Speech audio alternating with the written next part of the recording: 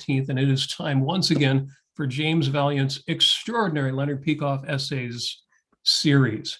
And today we have to talk about a topic that is in the news, unfortunately, and not just in Texas, which we've talked about for months, but now in Oklahoma, all over the country. There are people who are fighting to destroy your individual rights, those damn leftists. Oh, wait a minute. This time, it's not the left. What do you mean individual rights? Aren't you going to talk about abortion? That's exactly what we're going to talk about. Leonard Peikoff says abortion rights are pro-life. James, welcome. And this is an extraordinary essay that Leonard Peikoff wrote. Originally 1999, reprinted again in 2003. The last time it was printed was in 2016. It's been all over the internet. It's been on Capitalism magazine. In fact, I've shared links. You can find a copy on the Huffington Post.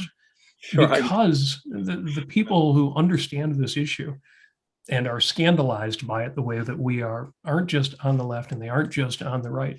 People who understand this issue want to hear an argument that is as clear and concise as Leonard Peikoff's, and it's fantastic. Well, you were I'll just read the start here because this is what people miss. Leonard Peikoff writes, abortion rights advocates should not cede the terms pro-life and right to life to anti-abortionists. It is a woman's right to her life that gives her the right to terminate her pregnancy. Now, how's that for being clear, concise, and going back to reality to flip it around on them? That's it. That's exactly it. And the key here is they have appropriated the term pro-life in the most, to use an objectivist term, intrinsicist, but to use the more generic term, religious way of looking at pro-life. What is biological life, or how a biologist might define the life of a living cell, is not what we mean by the right to life.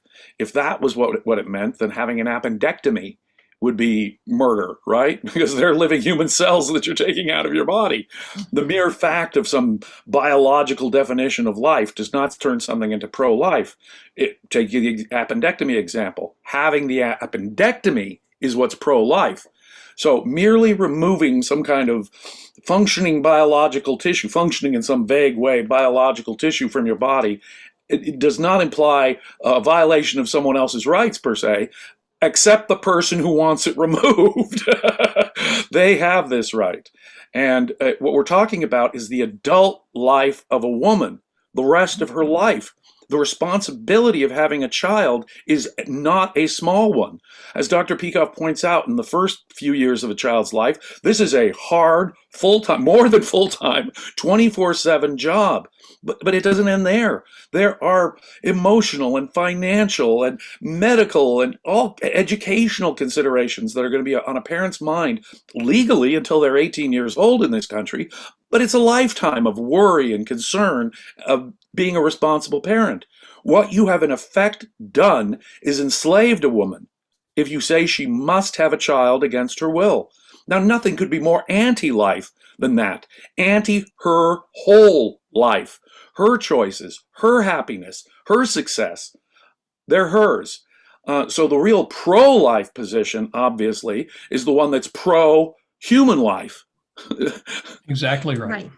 It's the sanctity of the woman's life. Yes. Exactly right. Yeah. And people want to say, but what about rights?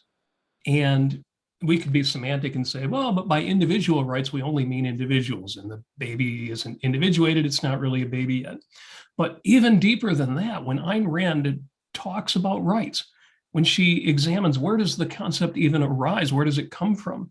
She says a right is a moral principle defining and sanctioning a man's freedom of action in a social context.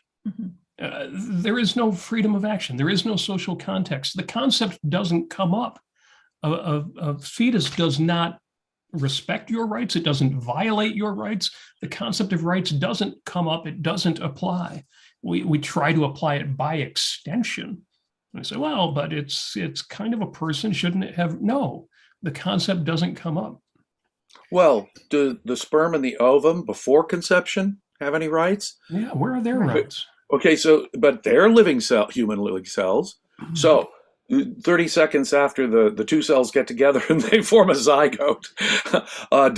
What is the difference there? No, rights pertain to a being that has the capacity for reason, at least the capacity for reason. And that's the only reason why we need to be free. Freedom, as Ayn Rand argues, is intimately connected with the human capacity for reason and choice. Absent that capacity, there's no context for rights. There's no meaning for rights.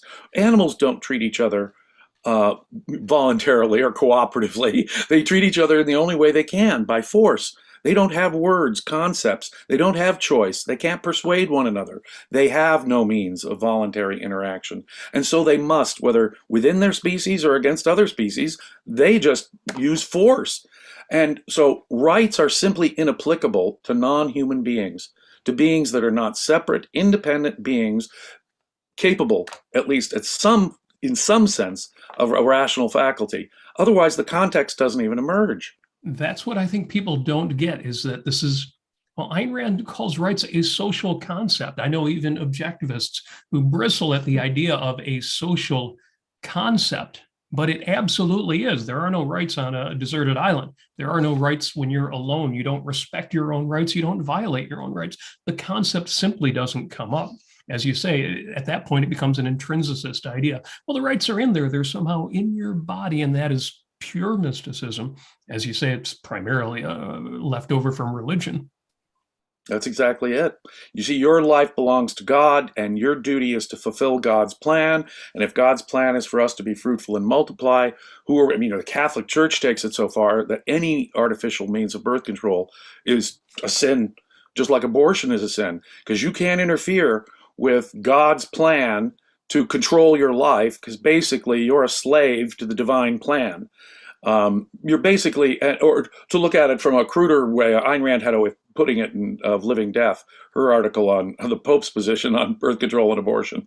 It looks as women like stud farm animals, breeding machines, slaves to the wider purpose of society or God. Nothing could be more horrific. It is the enslavement of women, in effect. And that is what, today's most people believe morality is. They believe it's sacrifice. Yes, duty. So in other words, for a woman to be pregnant and for her and obviously she has had sex. Oh, not that. Oh my gosh, she's had sex. And there she is, pregnant. And, that in itself is actually immoral, unless she's, of course, married. And of course, if she wants to abort her pregnancy and terminate her pregnancy, it's still immoral. That's horribly immoral. No. And the only way to cleanse the shame of sex is to embrace the duty ethic. That's right, the duty ethic. So, the only way to actually prove that you are moral is for you to sacrifice, right, as a woman. And, that entails carrying a fetus to term, giving birth to a child, all of that pain, all of that life risking kind of procedure, in which it is. And then you take care of that child. And this is one thing I'm going to bring back, I think, later in our discussion, if we can get back to later term abortion. Well, that's important because Leonard Peikoff makes a great point. He says the status of the embryo in the first trimester is the basic issue that cannot be sidestepped. The embryo is clearly pre-human. Only the mystical notions of religious dogma treat this clump of cells as constituting a person. So a lot of anti-abortionists will start with, well, what about the day before the baby would be born? Yeah, Isn't that? And Leonard Peikoff is right to go to the first trimester and say, well, let's establish the facts here first.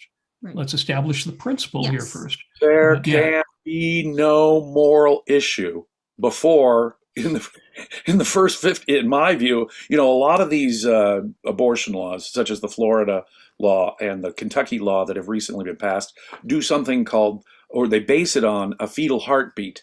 And the fetal heartbeat kicks in at only 14 to 16 weeks. So places like Florida and Kentucky have made abortion illegal after 15 weeks. It should be legal, absolutely, until the end. That's the legal issue. But they're taking the idea here in effect, that there's got to be a moral issue if there's a fetal heartbeat. Even just a fetal heartbeat makes it this moral issue. But no, Leonard Peikoff turns the whole thing around and says there simply can be no moral issue before viability in the first trimester. We're looking at, a microscopic organism that in no sense can be regarded as a human life. There can be no moral issue in the early stages of pregnancy. A woman may not even know she's pregnant. Right. Birth control is not 100% effective. There is no 100% effective birth control. Besides, accidents, ignorance happens. A condom could break. And now get this, the new Oklahoma law, which was just passed this week, would in effect make all abortion illegal of any kind, including rape and incest. Say a teenager is a victim of incest from a family member, or say an adult woman has been raped. Oklahoma would force those women to have the rapist's child, would force them to have that rapist's child under the Oklahoma law. The only exception under the new Oklahoma law to any abortion is not even the health of the mother, but the life of the mother. The doctor has to come in and say, this is going to kill her before you could do the abortion in Oklahoma. Can you imagine anything more obscene than saying that some microscopic organism has a right to do that to her whole life? Yeah, and if you project that out in terms of basically forcing a woman to stay pregnant, to carry to term, whatever situation she is in, forcing her through the power of the state, through the power of the police, perhaps even, or at least the courts, you've got situations where the woman is pregnant with a girl, with a female fetus.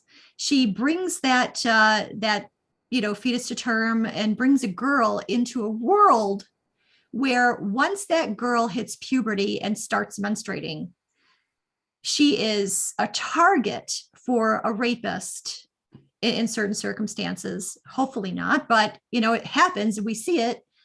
And now she's trapped in a system where she's going to have to carry to term. That is absolutely monstrously sick. Monstrous. Just monstrous. And think of the actual human life, the whole human life of this woman that they have to evade and ignore on the basis of some intrinsicist, probably religious notion of, life, and, it's this totally religious notion of the intrinsic nature of life as such, which is a totally illogical argument, totally irrational argument from the way I look at it. But even in the later stages of pregnancy, it's got to be legal. It's got to be legal. The vast majority of abortions happen in the first trimester. 91%. 91%. 91%. In the first trimester. And late-term abortions, despite what Christians who oppose the freedom of the right of a woman to have an abortion, the argument they make is, they'll focus on all that and say, oh, look how horrible it is. They don't realize that what doctors won't ethically do it unless there's really some extreme reason to do so, including the life or long-term health of the mother. As you say, taking a pregnancy to term is it changes your body. To give birth is a painful, dangerous process. Sometimes we don't know when something like eclampsia can happen, which can kill a woman. Nowadays we have the proper treatments if it's caught in time to prevent the death of a woman after childbirth from eclampsia, but not always. Right. It is a life-threatening. It's pretty safe these days, but it is a potentially life-threatening thing to have a baby. Not to mention the pain, not to mention having to care what it does to your body, changes your body forever. All of that. Now you've been getting the numbers on this. Stephanie says in the chat regarding later trimesters, most if not all abortions are for the sake of the woman's health, and they are sad tragedies because in those cases the child was wanted. Right. Nobody is waiting until 8 months into a pregnancy and saying, changed my mind. That simply doesn't happen. What are the percentages of third trimester late term abortions? Due to the unviability of a fetus turning into a healthy child that will live more than 3 years. Yeah, what's the percentage of that? Significant problems with the child itself, right? Or Yeah. the child me itself. Yes. In Right. other words, the child is going to be born with pain, for instance, or the child may have to have many surgeries after they're born. Right. Crazy. I mean, but those, now I should say this.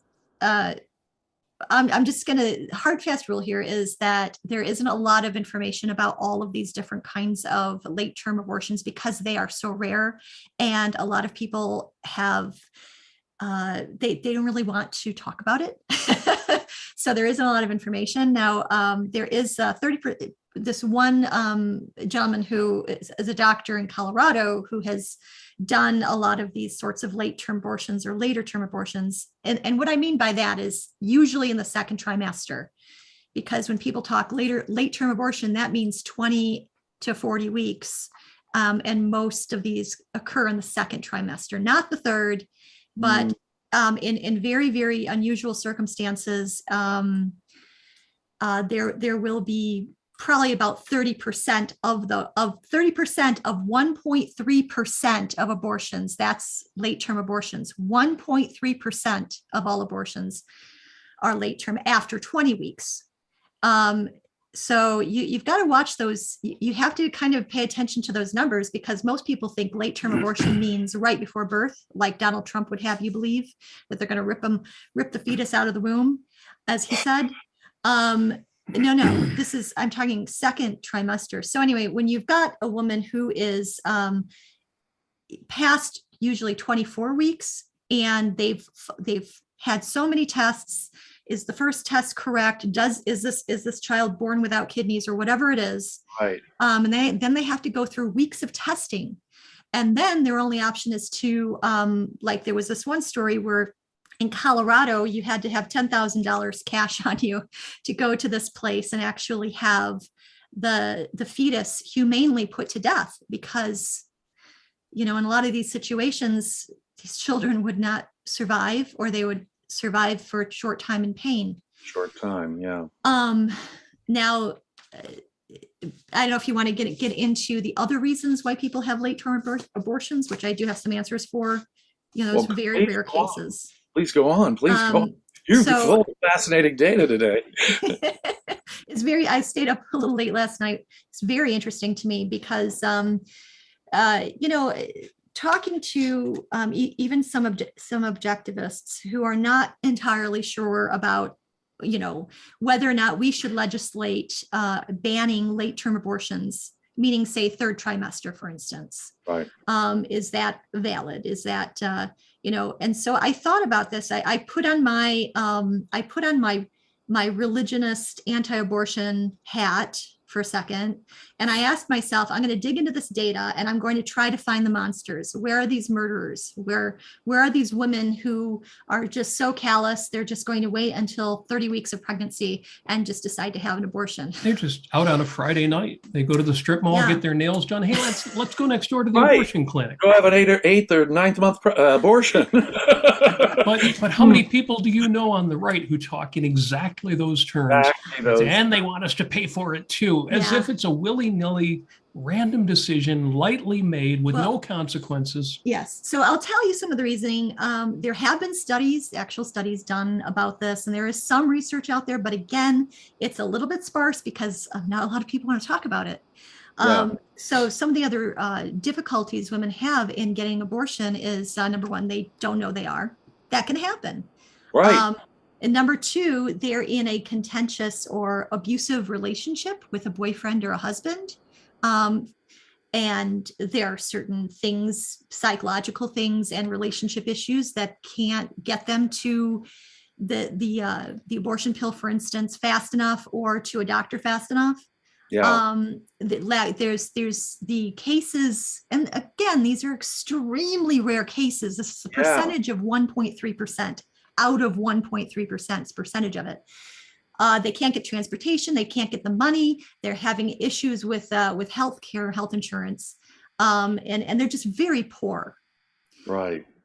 In certain cases, there were times as a prosecutor, I was a public prosecutor for 18 years. And one of the specialties I made in my career is the prosecution of sexual assault rape cases. Mm. There were immigrant women who came from the Philippines or from East Asia or from Sub-Saharan Africa Yeah. or from Latin America who were really unaware. They did not have the knowledge. It was shocking to me that they just simply were unaware. You mean if I miss my period, I might be pregnant? Literally saying things like that to me. Or the women who said, well, I didn't miss my period for a couple of months. I'm not pregnant yet. And then they find out that in fact they are. They may have had a light or a period or something, but they were pregnant. Those things do happen. And there is cultural stuff and there's medical information stuff that we have to be aware of too. A woman might not know. Right. And I want to read a paragraph from a lady named Jessica Valenti. She wrote an article, and we'll have this linked up somewhere. I'll send it to you, Robert.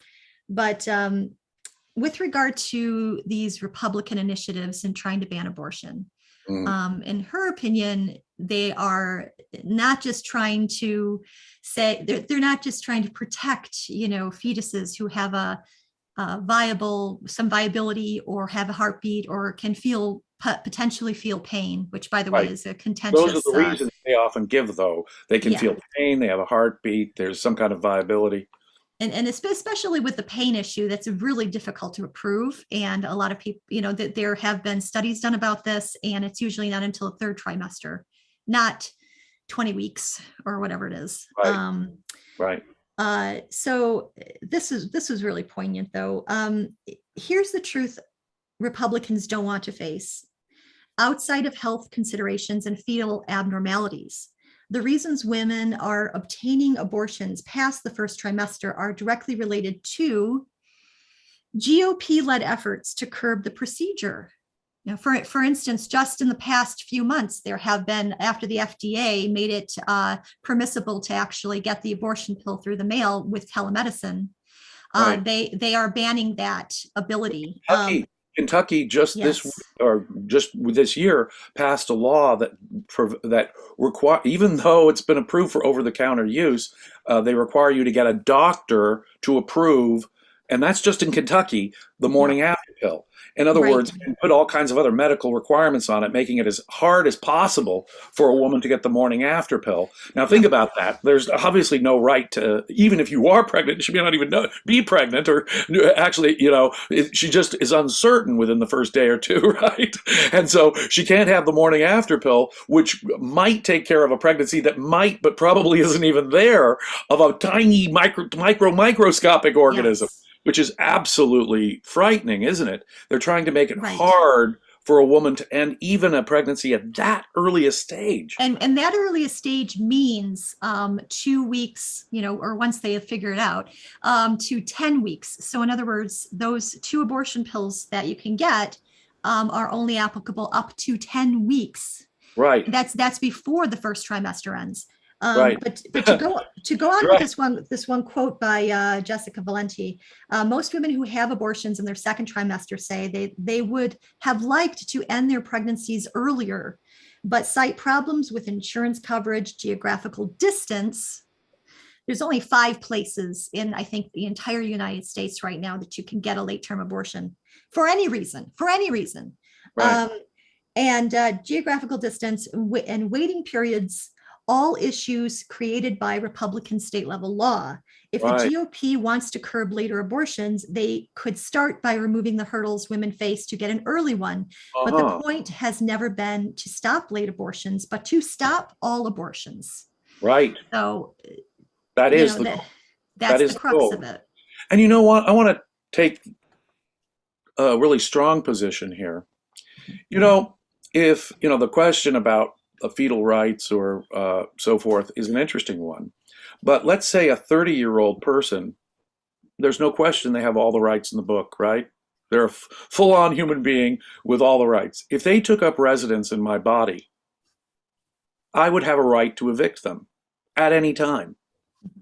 A woman has a legal right to evict whomever she wishes from her body at any time. At any time. Now, let's imagine a case which does not fit the facts that you're giving, that is totally a science fiction sort of bizarre idea. Let's imagine the most irresponsible woman. Oh yeah, she knew she was pregnant. There was no health issue for her. It's not even a particularly emotional issue for her. She just waited irresponsibly to the very, very last minute. Even that should be legal. A human being should have a right over their own body, absolutely. And they should be free to evict and remove another human being with all the rights, even if they were a human being with all the rights, from their body anytime they want, even if that means the death of the person being evicted. They don't have a right to live off my body. I mean, Exactly it's like right. someone saying that a transient had a right to break into your home and raid your refrigerator anytime they wanted to. Well, that's not true. And in Leonard Peikoff's essay, he says, the issue here is the proper role of government. Government. If a pregnant woman acts wantonly or capriciously, then she should be condemned morally, but not treated as a murderer. If someone capriciously puts to death his cat or dog, that can be reprehensible, even immoral, but it is not the province of the state to interfere. And the same is true of abortion, which puts to death a far less developed growth in a woman's body. If anti-abortionists object that an embryo has the genetic equipment of a human being, remember, so does every cell in the human body. Abortions are private affairs. And this gets to what Amy is saying, and often involve painfully difficult decisions with lifelong consequences. But tragically, the lives of parents are completely ignored by the anti-abortionists. Yet that is the essential issue. In any conflict, it's the actual living persons who count, not the mere potential of the embryo. And that's exactly right. We have to make a distinction between the legal and the moral issue here. Right. But even the most bizarre science fiction example, which, as Amy points out, really never happens in reality. But let's imagine the most morally irresponsible woman. She still has the right to control her own body. There can be no question about that. But even so, it's just not the fact that that's what happens. Obviously, women are not going to do that to their own bodies irresponsibly. Women are not going to do that irresponsibly. And that's why such a small, teeny percentage are even late term, even when they have good reasons. And they're usually very good reasons. And they're well thought out, and they took time to actually decide on it. That hence later abortions. And I guess I don't, people find it uncricket to do this, but I'm just going to say it out loud. I have been involved in such a decision in my life, and it happened within, the first 8 weeks of pregnancy, but it was painful even then. Yeah. It was difficult even then. It was it is something that still affects me. There's no question about it. It's not an easy decision that people make to have an abortion. It is a private, personal, often tremendously painful decision that people make, weighing, what they want, what they need, what they can do. And, when you think about all of the abused children, all the unwanted babies that are born and how they are treated, and adding the 12th child to a family, what that does to them economically, and what that does to the parents' ability to spend time with their kids, or to be able to feed their kids if they're having child after child after child, right? The effect of that on people is the part of the pro-life, the real substance of pro-life issues that are totally ignored by those who have hijacked the term pro-life. They are anti-life. They're anti-human life. Exactly right. They're not thinking about a woman making a decision, well, maybe I was abused as a child. I don't want to spread that abuse onto my kid. Or I absolutely have to have my career is everything to me. I have a dream in life. I mean, like a man, doesn't she have a right to have a great long-term career or an achievement of some great thing, just like a man does? Now, you mentioned a woman has a dream in life. And I can just hear all the anti-abortionists saying, you want to terminate a pregnancy because of some wish that you have?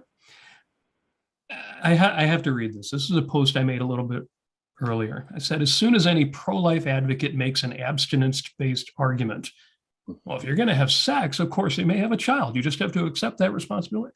You know the discussion is going to be fruitless. The idea that, it's funny, we talk about begging the question, and nowadays that's come to mean raising the question, but it really is a philosophical fallacy of begging the question, of bringing your assumption into the beginning of your argument, and then at the end claiming that you proved it. The idea that because one knows sexual activity can lead to pregnancy, one should be compelled to carry a pregnancy to term is worse than a non sequitur.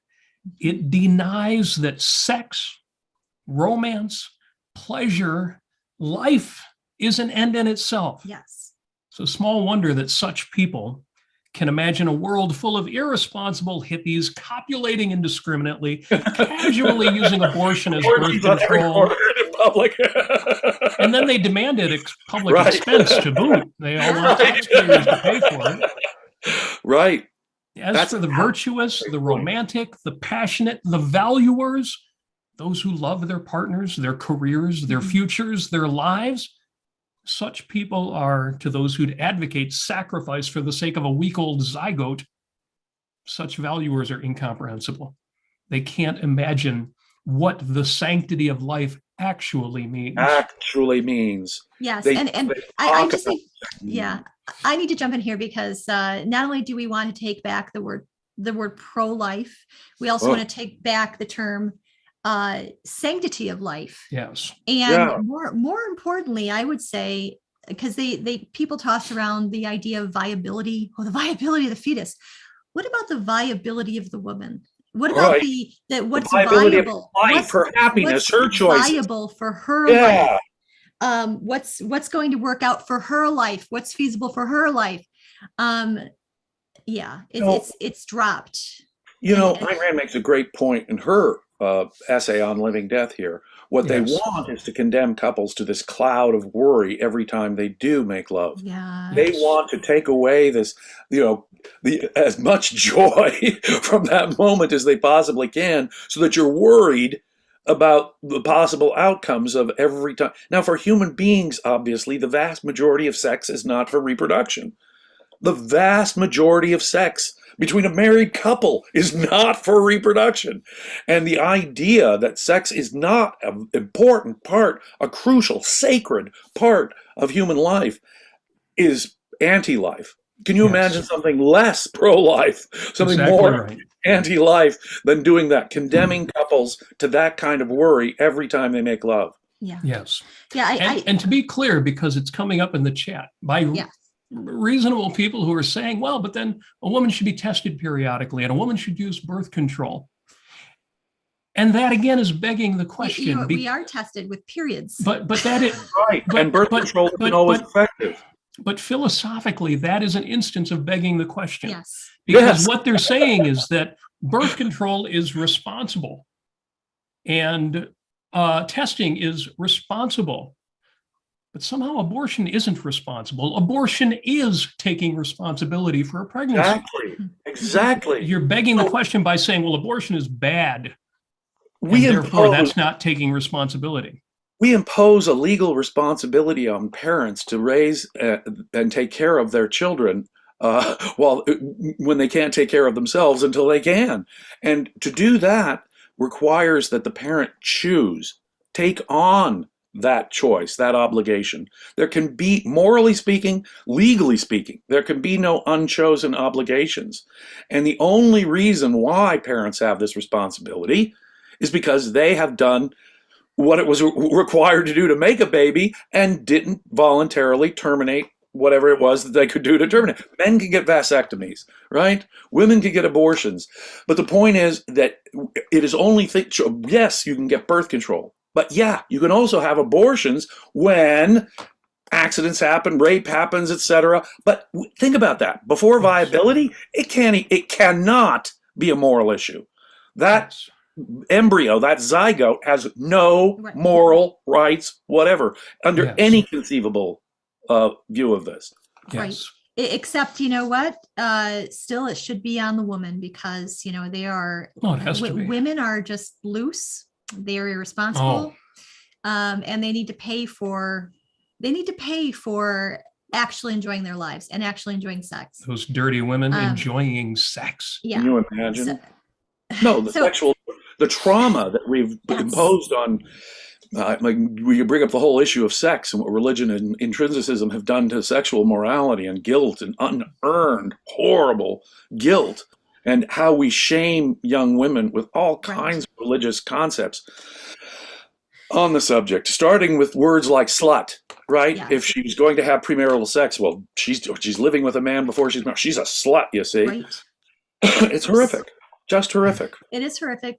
Now, I want to just point out a couple things here. Number one, if you have a question or a comment and you would like to support Ayn Rand Center UK and a super chat, you're very much more than welcome. We'd love to hear from you. I know that the chat is pretty on fire right now, but I would love to see some money behind it. Yeah, with all that fire, let's see some dollars. Support the ARCUK. Yeah, and so the one thing that I kind of I really had an epiphany last night about all of this, because the thing that confounds me is, especially from men and women, from both, will make the assumption that pregnant women who are pregnant, they got themselves pregnant, got themselves knocked up. They are Another whorish. phrase like that, yeah. Yeah, they're whorish. In other words, They're dirty. They're dirty. It's obvious that they had sex. They are even possibly, and they may even be potential murderers. They might be potential monsters if they have an abortion, or if they even consider an abortion. That's right. If they wait. Consider the effect on the unwanted child. Yeah. Okay. Consider what you're doing to the child, forcing to bring into this world that the mother didn't really or fully want to have. But I've always been curious. Are they more likely to be abused or neglected or be it's a great emotionally point. Right? And thank you so very much for the 2 pounds Apollo Zeus and AKA Chris. But to further this, now just take a magic carpet ride with me here, just like all those dirty hippies who have sex and abortions. So after birth, though, so when a woman is pregnant, she's potentially a monster, depending on what she does. And obviously she had sex, so that makes her a little bit, even if she's even if she's married. Then after birth, somehow, miraculously, a woman becomes a mother and she's considered to be a primary caregiver. Why? Why is she the one who is considered to be the most nurturing as opposed to the father? Because she's a mother. Why does she normally get, if she's in a divorce, why would she get usually primary custody of her children? Why is this? How is this? Now she's become a saint. What happened to the moral character of this woman all of a sudden, that she's gone from, potential slut, potential monster, potential murderer, potential just irresponsible person, to she's a mother now and she should have primary custody of her children. I mean, really? How does that work? How does that flip? How does those moral standards flip like that? And I thought about it, and I thought, when mothers, they become virtuous because they do the one thing that will prove your virtue in our society today. What's that? She sacrificed. Sacrifice. She sacrificed. She gave up her career. She gave up her happiness. She went through. She's no longer in school anymore. Right. Now maybe she's even a single mother, or maybe she is married, but now she has to give up all of these other things, all of these dreams of hers. She sacrificed. Therefore, she is morally good. Even if she gives up the child for abortion or for adoption rather than have the abortion, she's morally superior, even though she's sending a baby out into the unknown. Yes. Now think about that. I know. You have a baby, your baby, and you have this horrible choice of, you do have, the moral responsibility of this other human being does exist. And now you'd have to throw it out there, knowing what goes on in foster care, knowing what goes on. I've known adopted children who were physically abused by their parents. Imagine adopting a child just a physical, but how do you know what the child is going to go Right. through? So there's this Right. whole unknown. You have to make the human being, but then you have to send it out to the unknown or face this decision where your whole life has now been derailed Right. and sacrificed. You're absolutely correct. Altruism. Now, the real point you make there is that altruism is the key. So long as she makes the big sacrifice, she's making the sacrifice, she has the baby, she's suddenly now virtuous, enjoying life, being a sexual, normal, healthy human being who has a sexual life, a sexually active human being, that makes her a sinner. That makes her inferior, a potential murderer, a potential whore, whatever else they want to call her. Boy, Well what a said great there. point you make. Thank Boy, you. what a Thank you, great point you James. make. And you're also right about it being the woman's decision. Yeah. Not even the husband should have. It's her body. It's a like I say, when someone camps out in my body, I have a right to evict them at any time. When someone camps out in a woman's body, whether by invitation or by accident or whatever, by rape, it does not matter. She has a right to evict this human being, even if it were a human being with rights, which I don't dispute, at least for most of it, from her body at any time. And it's no one's business but hers, because it's her body, her life, not even her husband. Absolutely. Yep, absolutely. You make outstanding points. Thank you. You really, really do. These are important things to bear in mind. It's the lives of the living people involved. The woman who's got to have the baby, the parents who have to raise this baby. Are their lives to be ignored and sacrificed? What's the pro-life position? Taking care of a microscopic embryo in the first few weeks of pregnancy? That's the moral issue? The moral issue isn't the enslavement of the mother for the rest of her life? It's insane. It is insane. And I kind of wonder, and I should say this, that there are really good people out there who struggle with this, especially with regard to late-term abortion, and which means, by the way, halfway point. It's not 3 weeks before she's supposed to be due. Late-term abortion, again, in the second trimester. Again, keep that in mind, because most Republicans will make it out to be, oh, it's 3 weeks before she's due to give birth. They're going to rip it from her womb. And yeah, so I would love to suggest to people who are in that quandary in their minds, because I know it's a difficult and complex issue, to go into the data. There's I think the Guttemacher Institute, there's all sorts of studies, there's of course the CDC, there's all sorts of information out there, and try to find the monsters. Try to find the evidence of women who would just capriciously have abortions for no good reason 3 weeks prior. Well, they will find the one or two, and then they do these documentaries on them. These so-called murder doctors. They find those rare exceptions and then project them as if they are the norm. That's true. Or they'll find the one out of a million woman who will irresponsibly keep having sex. But be honest.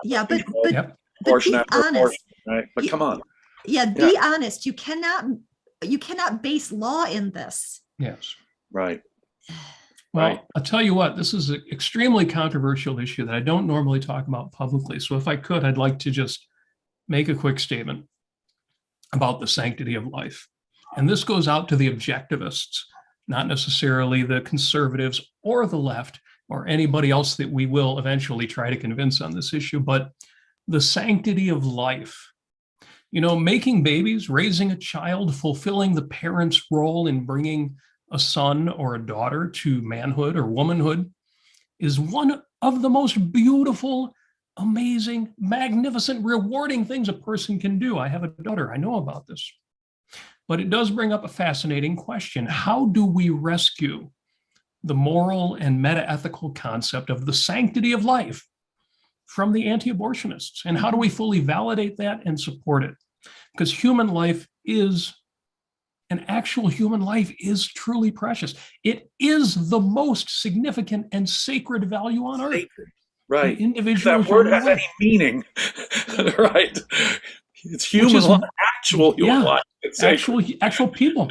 This is why we shudder at the perversion of outlawing abortion, of sacrificing the life of the woman and her partner, if he's a responsible person, to the whims of those who would regard personhood as applying to any and every fertilized egg, regarding a microscopic clump of cells as equal to a baby, a child.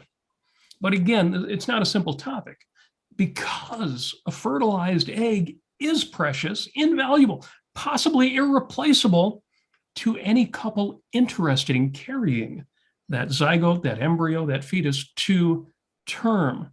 The sanctity of life. Objectivists properly should own this concept and not let the anti-sex, anti-abortion, anti-value, quote unquote, pro-life crowd, don't let them pervert it. We own this concept. And I think Leonard Peikoff makes that clear by saying abortion rights are pro-life. Yes. Absolutely. Absolutely. To me, I know, again, this is one of those topics on which you can see I'm a little emotional about, but Me too. I think it is a fundamental issue. And when I make comparisons to slavery with, for example, the military draft, conscription, or if I make a comparison to slavery here by making a woman have and potentially raise a baby, I am not joking around.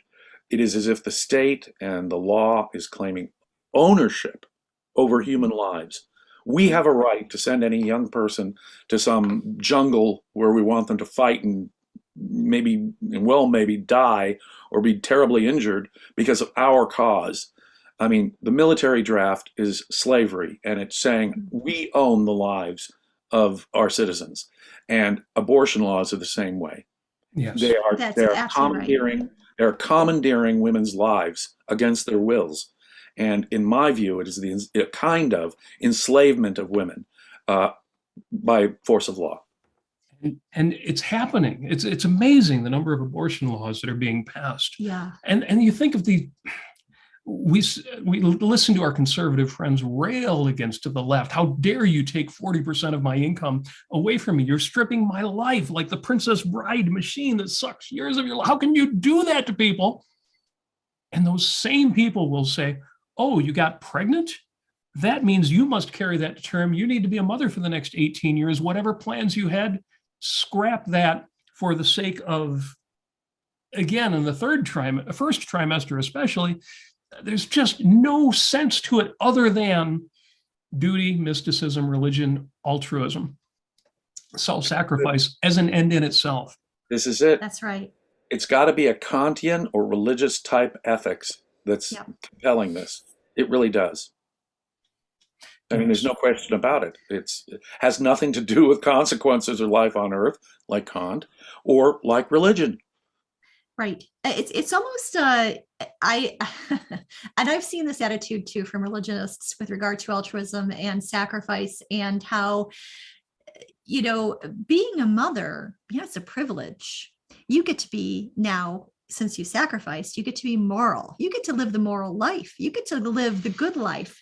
And just as your excellent analogy to the draft, you get to go to war for your country. And if so, die for your country, and your name will be remembered on the wall, and you shall be known to have sacrificed, and that's it. You shall, your name shall go down in glory. Yeah. So if anybody hasn't heard, I was just going to say, if anybody hasn't heard Ayn Rand's discussion at the Fort Hall Forum on this, the lecture of living death, she even includes a segment where she talks about American mothers are too clean and pure and healthy for this garbage. She has respect for those who choose to be mothers.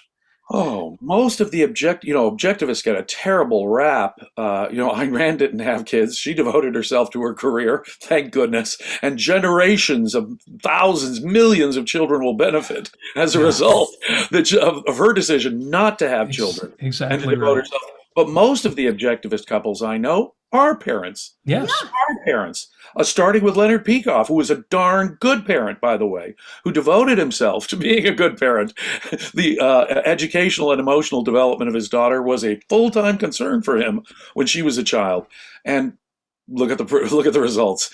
He helped develop, the credit obviously is Kira's, but he helped develop in crucial ways an independent, intelligent human being, because he did take it seriously. He loved it. He said it was one of the most rewarding things he could ever imagine doing.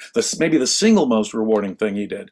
So if you think about that, the way he describes it is, if you were to describe all that parenthood involves before a person's a parent, they'd say, no, that would never sound right. That's insane. Why would I ever get involved in all that? But he said, after you've made the decision and you've done it, he said, I can't imagine not doing it. My life without it. Yeah, that's why I've said that bringing a human being into the world is the most amazing, single, greatest thing you can do in your life, if that's what you actually want to do. Yes. You can't force that. And it can be the worst thing to impose on somebody. Exactly right. And we will only have quality parents and decent childhoods, non-abusive childhoods, if parents are doing it very intentionally and thoughtfully. Yes. That's Again, right. they don't really think about the substance of life or the effect on the kids, do they? No. That's not the point. Just be fruitful and multiply and pump out babies. The quality of their lives, the quality of the mother's life, the quality of the father's life, the quality of the kids' childhoods, all that's irrelevant. Who's pro-life? Who's anti-life? When it comes to real life, living life. Exactly right. A lot of the chat is focusing around this idea of, well, sure, but they should do it early. And again, and Amy did all the research for it, 91% of abortions occur within the first trimester. 91% Less first than trimester. Less than 1.3% happen in that last third. Right. And in effect, and almost none happen at the last minute. All other things being equal, a woman should probably do it as soon as as is practically possible, given her state of knowledge. Exactly, of course. Right. Yeah. Morally, there's a should there, perhaps even. Sure. Legally, she can evict anyone she wants from her body at any time she wants. And by what right does anybody substitute their judgment for hers? Exactly right. Right. And now for those people who are still squeamish about the idea of letting those murdering third trimester abortion women go and letting them get off, first of all, good luck trying to find them. Because there isn't a lot of data. And, very, very few and far between, if at all, right? For those women who have been courageous enough, who have had the balls to come forward. I like that. And actually, do interviews and talk about their experiences and why they had a late term, an abortion in the third trimester, and what they all went through, their horror stories, because they couldn't get, because they had to travel out of state, they had to spend $10,000 out of pocket, they had to go through all of these extremely deal demeaning with some situations. red state abortion law. Yeah, and it's a heartbreaking process at that point. Yeah, I know. And then you have to sit down with some bureaucrat who's going to tell you, even the life of a child who doesn't have their lungs or kidneys developed, they deserve to live those 3 days that they will live in pain. 3 days they could possibly live. Again, by what right does anybody say her reasons weren't good enough? Right. By what right does anybody presume to substitute their standards for hers? Yes, absolutely. Yeah. They pose as ethical thinkers with ethical, principles, when in fact, of course, this is the opposite of any rational pro-life ethics. And to go back to the political situation, the Republican strategy has been to ultimately ban all abortion. Right. They again are banning the FDA's ruling in their states, several of them, saying that you cannot have the abortion pill mailed to you, and you cannot do a telemedicine. Yeah. And so you have to, Again, they imagine a world full of irresponsible hippies copulating indiscriminately, casually using abortion as birth control, and demanding it at public expense to boot. That's the world. That's what they think the world is. These important, crucial decisions, sometimes heartbreaking decisions made by women. But you talk to any anti-abortionist, and how seriously do they take that? No, they give you, people just want it, and they want us to pay for it. Right. Now, the one little point they make about publicly funded abortions, well, of course, as objectivists, I'm against any publicly funded medical procedure of any kind. But if you are going to give publicly funded medical procedures, why would you zero in and take out abortion? In any event, though, no, government should not be involved in paying for private medical procedures of any kind, even necessary ones. So, yeah, I mean, for those objectivists or conservatives or whoever are squeamish about this whole idea about later term abortions, what you do is you lift the regulations and the restrictions about having an abortion for the first trimester. Right. Yeah, and the second trimester. This is absolutely insane to ban abortions 15 weeks, 20 weeks. You know what happens in 20 weeks for all you gentlemen with penises out there? If you're a woman who is pregnant, you go to the doctor. That's your 20-week checkup. And that is the time that you go to have them detect whether there is any fetal abnormality. I mean, just imagine. You can only tell by then. 20 weeks. It takes 20 weeks for a doctor to be reasonably sure about certain physical defects. So they can't even tell you about all the medical conditions of the child until that time. And then it takes weeks to reaffirm what they found. And then it takes more weeks. And then you're going to try to figure out where you're going to go find a late term abortionist doctor. Yes. Which, but there's good news. Impossible to find. There's good news for anybody out there who has a problem with late term abortion. The good news is nobody is doing it. Unless there's a really good and compelling reason for it. Again, the folks who say, I hate the idea of late-term abortions, imagine people doing this willy-nilly for no compelling reason. That does not happen. No, we're looking at, Amy's statistics are pretty devastating. 99+% of the time. 91, yeah. 91% in the first third, only 1.3 in the last third, and none of this is at the last minute. Right, yeah. Right.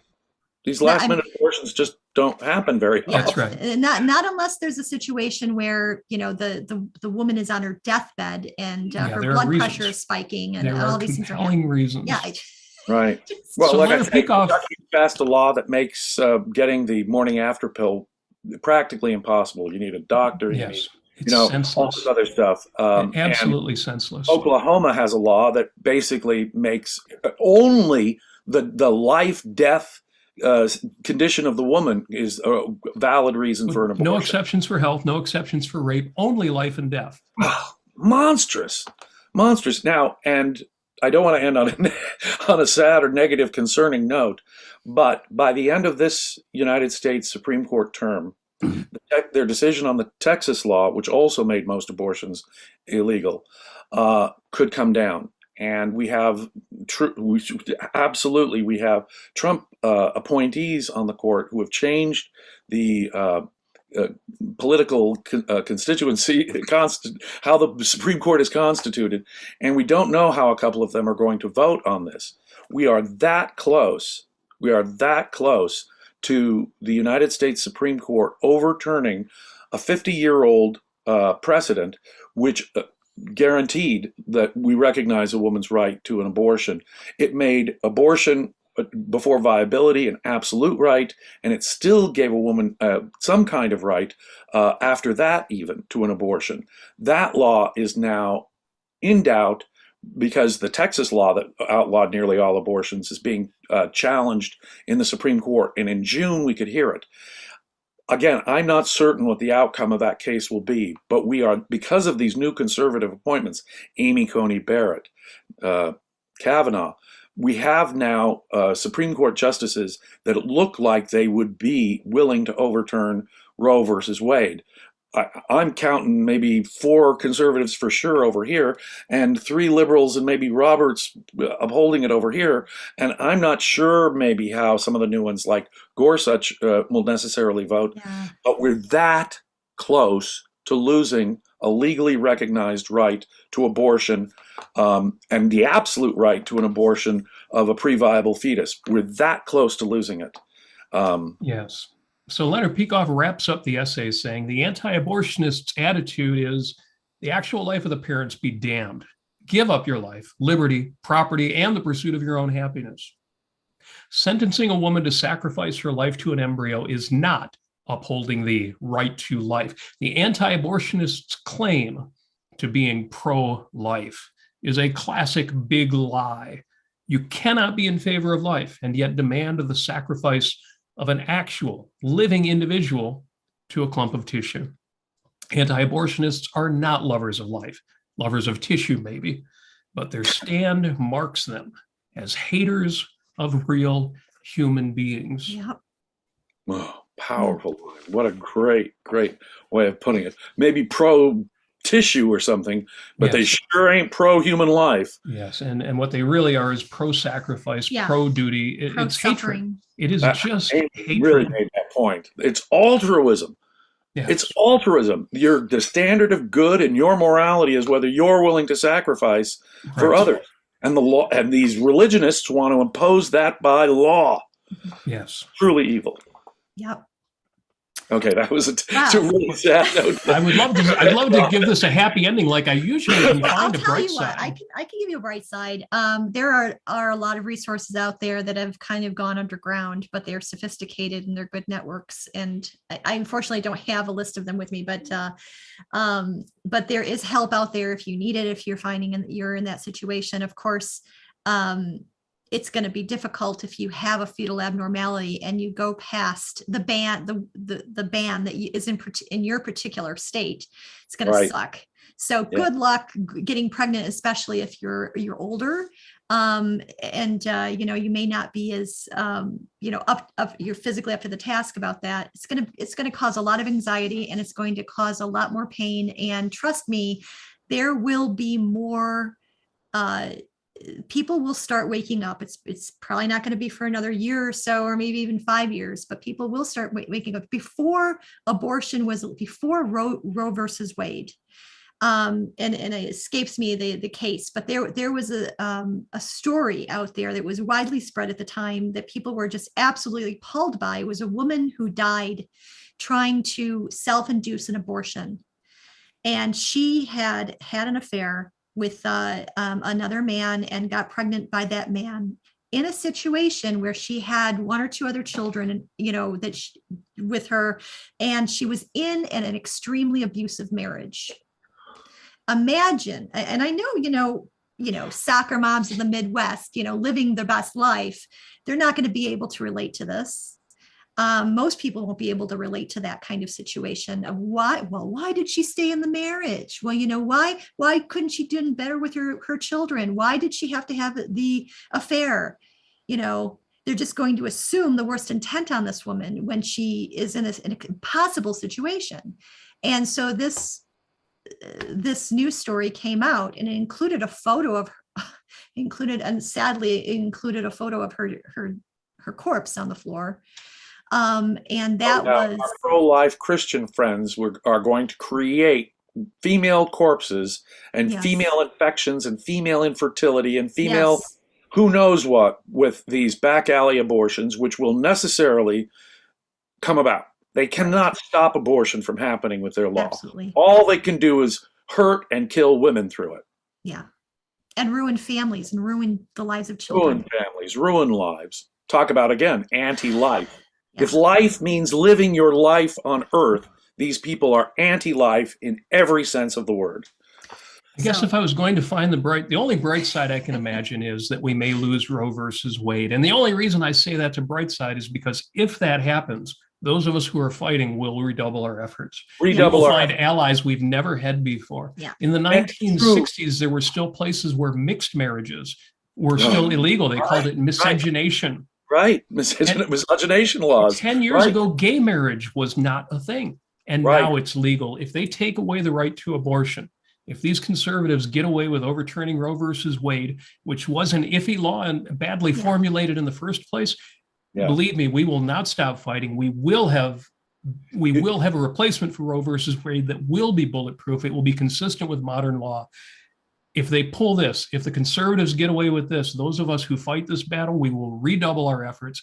We will be we'll look back on it now like we look back on gay marriage and say, my God, I can't believe we went through a period where people couldn't be together. Right. Exactly right. Even if Roe versus Wade is overturned, I'm confident that in places like New York and California, there will be legal abortion, Yes. pretty much as it is right now. And so I know there'll be additional travel, inconvenience, and hardship for pregnant women because of that. Because in the central parts of this country, especially in the South and places like Utah and Idaho, obviously will have very, very restrictive. They'll be like Oklahoma and Texas's laws, Right. almost certainly in places like Utah, Idaho, the Deep South, where it will simply be illegal. But at least there'll be places where it is legal. And Right. you're absolutely right. I think it would cause a counter revolution. And those of us who are passionate about this issue will triple our efforts to make sure. And you're right, the original Roe versus Wade decision was, in a sense, poorly decided. Rather than decided upon the real, the Bill of Rights talks in broad terms about what individual rights are. And it includes a Ninth Amendment saying we haven't even covered all these rights. So get an idea of what individual liberty is, and that's what the rights are. So rather than, and even the 14th Amendment in its Privileges and Immunities Clause was meant to be a much broader scope of incorporating all of that against the states when the 14th Amendment was passed. But the Supreme Court didn't decide it on that ground. Didn't decide it on those bases. The Supreme Court gutted the Privileges and Immunities Clause and have had to now overuse the Due Process Clause and so forth. So even if Roe versus Wade is overturned, we may have a chance to do it properly when it does come back around again on a sounder constitutional basis. But the right that Roe recognized is a right. Yes. It is an essential part of a woman's right to life. No question about it. To right to life. Yes. If anybody has any remaining confusions, Ayn Rand's definition of individual rights practically answers the issue, but otherwise go to her lecture of Living Death. It's both heartbreaking and enormously inspiring. You need to listen to that. Read Leonard Peikoff's article. Links to that and more are in the chat here and on my Facebook wall at facebook.com/Robert Nasir. James, thank you for this discussion. It was a difficult topic, but I think it is a difficult and controversial topic, but an important one, and one that's been in the news and will be more in the news later this year in this country. So I'd love to say we're done with the topic, and we are for today and hopefully for a while. But this battle is far from over, and thank you very much for helping us fight it. Yes, and support Ayn Rand Center UK, everybody. Darn right. Oh, if these sessions that we have on Leonard Peikoff essays on Fridays have just been going so well, and I want to thank you. You guys are just the best. On Sundays, for paid subscribers of the Ayn Rand Center UK, you can participate, and you can really participate and give feedback in workshops that we do on Sundays. And we've been focusing on Leonard Peikoff courses. In a couple of weeks, we're going to be starting a whole new workshop on Dr. Leonard Peikoff's brilliant book, The Ominous Parallels, which compares the rise of Nazism, the cultural state of Germany before the rise of Nazism, with the contemporary cultural state of the United States. So we're going to be able to get into issues of history, historiography, the role of ideas in history, and that's just going to be starting in 2 or 3 weeks. So you have time to become a paid subscriber to Ayn Rand Center UK and get in on the ground floor on what I think is going to be an exciting series of Sunday workshops starting in just a few weeks. Yay! Outstanding. Great. Well, thanks again, James. We will look forward to seeing you on Sunday and again next week. Yes. Thank you. Thank you so much.